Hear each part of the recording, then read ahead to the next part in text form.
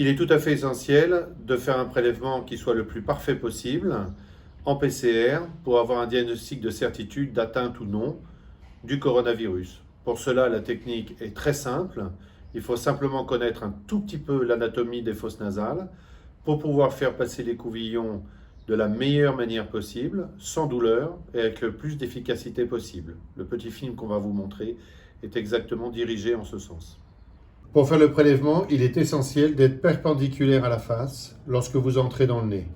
Surtout ne pas partir vers le haut, ne pas partir non plus vers le bas, ni sur les côtés, à droite ou à gauche.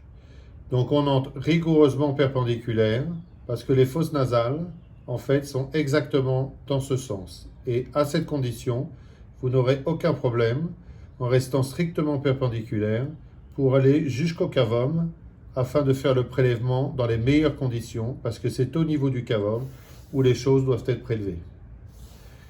Ça passe tout seul à condition que vous soyez sous une structure qui s'appelle le cornet inférieur qu'on va vous montrer sur une coupe sagittale.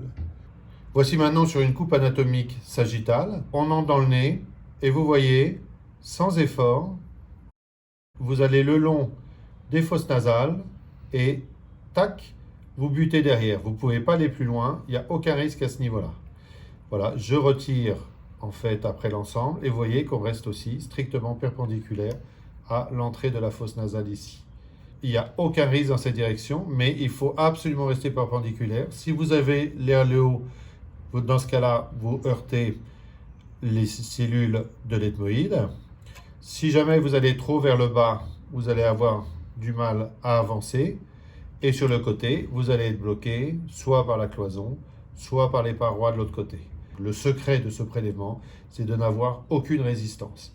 Ici, vous avez une structure qu'on appelle le cornet inférieur.